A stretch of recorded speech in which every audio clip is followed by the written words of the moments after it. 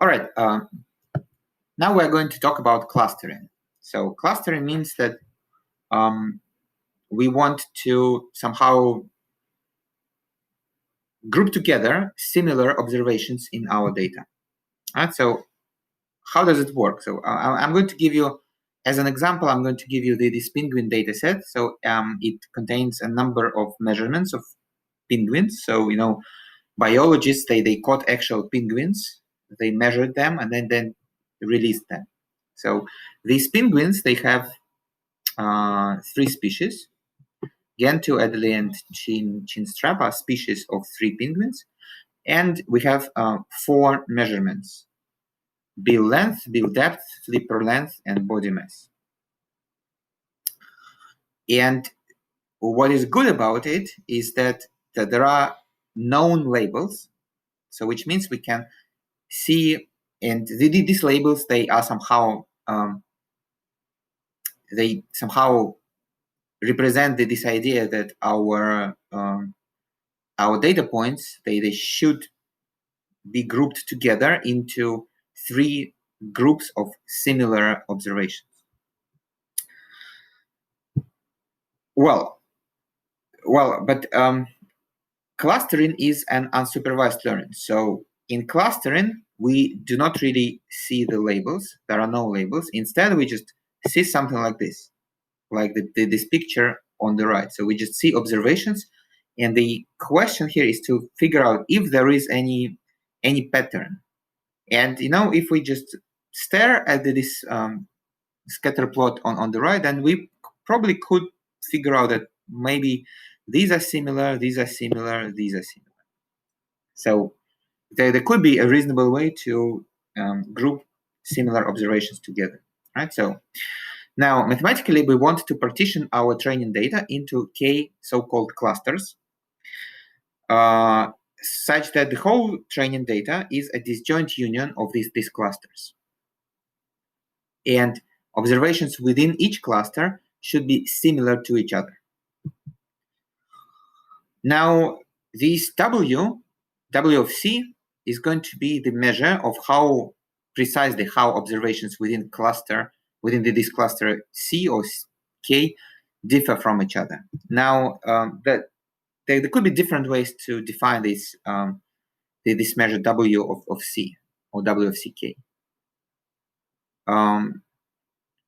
In the previous part of the lecture, we saw a method to define similarity between observations via a Gaussian distribution. And so another method was via students' t-distribution with 1 degree of freedom, right? But for K-means, we just take the Euclidean distance, the simple Euclidean distance, right? So, squared distance between data points. So we take squared distance between data points, and what we do, W of CK is going to be the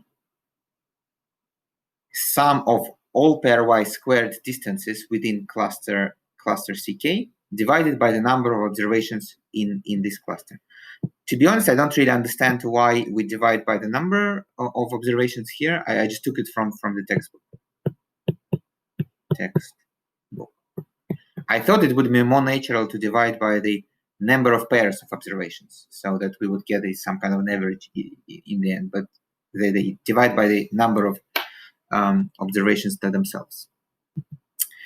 So the optimization problem for K-means clustering is to minimize this sum of these expressions, subject to the condition that our training data T is represented as the disjoint union of C1, C2, and so on up to CK.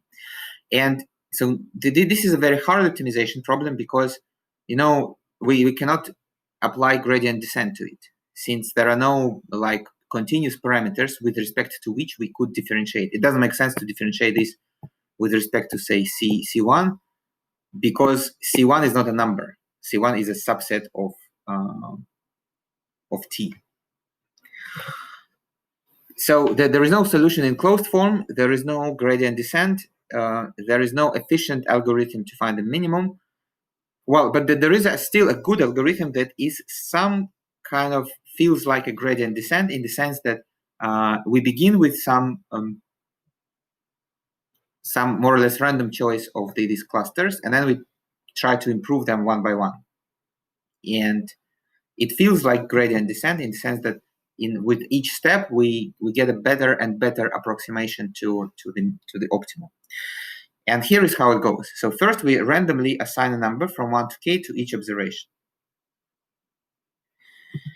And then we're going to iterate the following steps until cluster assignments stop changing. So let me maybe explain it on some examples. So suppose that we have these data points, let's say here, here, here, here, here, and here. So first we randomly, and we want to partition them into 2 clusters. So first we begin with some random assignment of these 2 clusters. So let's say we're going to just randomly give these 3 a 1 and these 3 a 2. The next thing is we're going to look at our, well, hypothetical cluster 1, and we're going to calculate the centroid. Centroid is just the mean of all the observations. So it's going to be somewhere in the middle. So this is going to be the centroid for hypothetical cluster 1. And then we're going to take the 3 observations labeled as 2, and we will take the centroid of their centroid, right? So for the centroid is just the mean of all observations and vector mean. And this is going to be the centroid for 2. So this is centroid for hypothetical cluster 2. So after this is done, we're going to forget about the labels 1 and 2. So we forget about these labels 1 and 2, and then we regroup them. So we just as the cluster 1, we are going to take observations that are closer to centroid 1, and as cluster 2 we're going to take all the observations that are closer to centroid 2. So basically we're going to apply the 1 nearest neighbors algorithm, where our training data is not the original data but rather these centroids C1 and C2, right? So now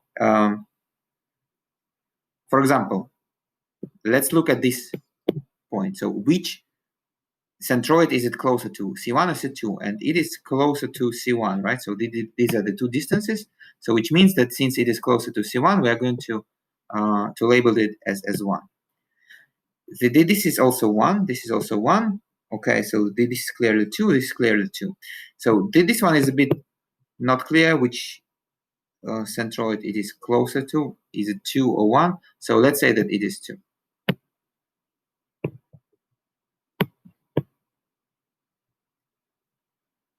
And so on. So then we're going to repeat it. And we're going to repeat it until these cluster assignments stop changing, right? So for each of the k clusters, hypothetical k clusters, we compute its centroid. And after this, we're going to replace the old clusters with the new clusters according to this rule that each observation is assigned to the cluster whose centroid is nearest, is closest to that point. And until we stop. So we're going to repeat it, and eventually we're going to stop. And this algorithm finds a local minimum rather than a global minimum. It means that if we begin with a different initial arrangement of these centroids or these clusters, then we are going to end up with probably a different local minimum in the end, right? So, which means that it may be a good idea to repeat it several times with different initial arrangements for a better result, right? So here is what it looks like for our penguin dataset.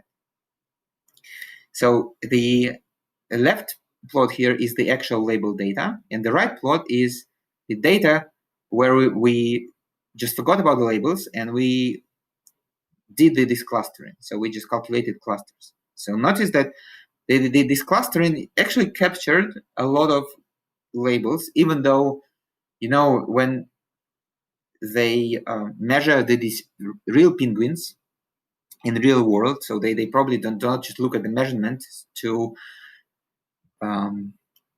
determine the species. They look at, I don't know, the colors, whatever, eggs, what, I don't know, what not. But my point being is that there is a lot of information that is not really reflected in the measurements, and yet this clustering algorithm did quite a good job. So notice that cluster 1 is just exactly the same as Gen2 species. Then cluster 2 is more or less close to Adelie species, and cluster 3 is close to chinstrap species. But there is also a mismatch. So not all, it's not a perfect match, but still it is quite a good job to catch the labels, to match the labels.